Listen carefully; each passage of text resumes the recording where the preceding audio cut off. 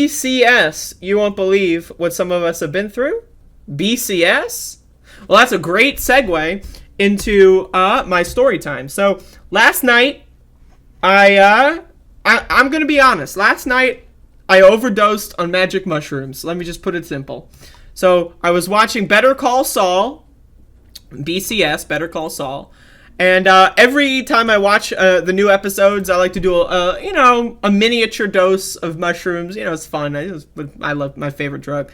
So anyway, yesterday I took a little bit too much, and I ended up having a little bit of an experience. All right, so let me talk about Better Call Saul. I watched Better Call Saul, and then I watched a couple of movies, and so I stayed up until like 3 a.m. So anyway. Latest episode, I think it was like episode 5 now of season 6. Man, I'm telling you, I am so in. Like, I'm trying to remember the plot, but like also like I was tripping pretty. I was like kind of losing it throughout this. I kept thinking. Okay, so first of all, I kept thinking while watching Better Call Saul, there's commercials because I'm watching the live premiere on a cable network, so there's commercials. And I kept thinking that, like, the commercials were, like a fucking, like, a sketch. Like, I kept thinking that the commercials were, like, a comedy show. And I couldn't...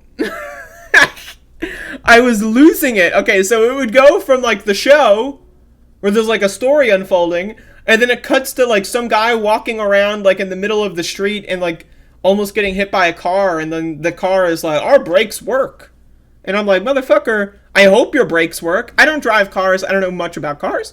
But, like, why is an advertisement on television advertising that their car has functioning brakes? Shouldn't that just be a standard feature in all cars? Shouldn't all cars have functioning brakes? Why is that a selling point? Oh, yeah, buy our car. We have brakes. Anyway, I don't want to... This is not talking about the commercials, but if anyone watches the premiere... I don't know if the ads are targeted. I watch it on AMC Plus. I'm not sure. But anyway, that's crazy. But okay, so the episode was phenomenal.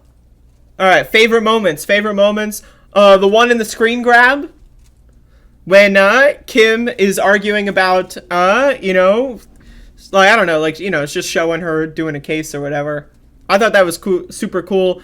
The Kim story, in my opinion, this season has been very well teased, right? And at the end of the episode, like, Kim kind of like breaks, right? And I'm very excited. Next week, I believe, is the quote mid-season finale, I believe. And so, now, again, we know that Kim Wexler is not in Breaking Bad. She did not exist in the Breaking Bad universe. She has 0 seconds on the screen, right? And we know that this is the last season of the prequel. And now, right, as of the last episode of last night, she's, like, in perpetual meltdown mode. Like, the Kim anxiety, right, like, has been really well done. Like, where she's, like, every time she's on screen, she's either, like, smoking or drinking or, like, is, like, twitching in, like, a really subtle way, and I think it's really good. Anyway, so that anxiety's building. I'm super into that plot line. With the Howard revenge. I'm super into it.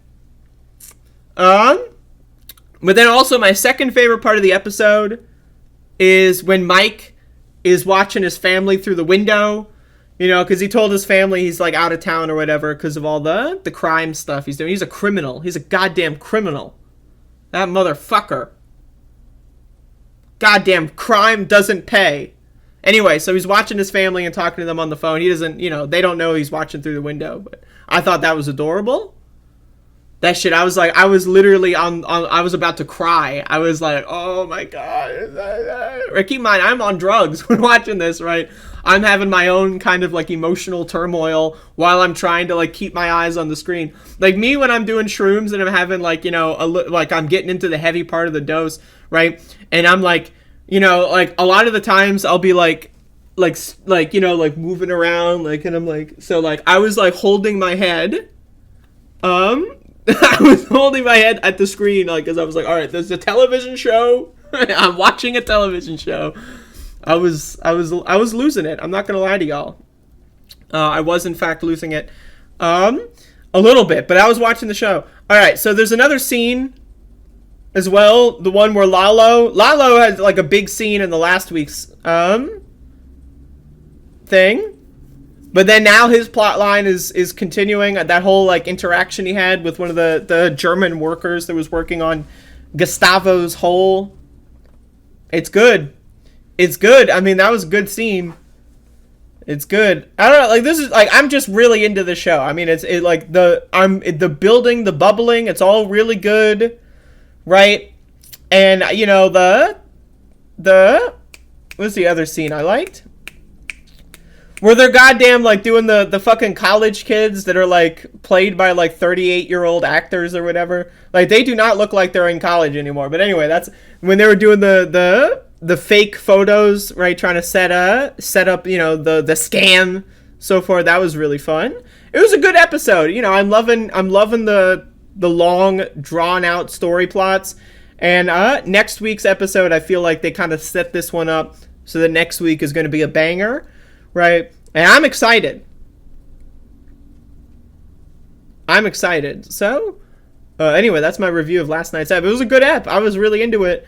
I was also, like, freaking the fuck out while this was happening, while I was watching television.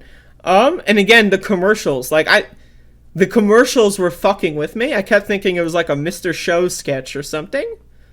And I was, like, freaking out. Like, why... Like, I can't with commercials. When I'm on shrooms, I can't do commercials. Like, wow, commercials are crazy. Anyway, it was a great app, so I'm in. Consider me all the way in. And I'm excited for the mid-season finale. Like, what a phrase that is, by the way. The mid-season finale? Okay, but I'm in. Consider me in.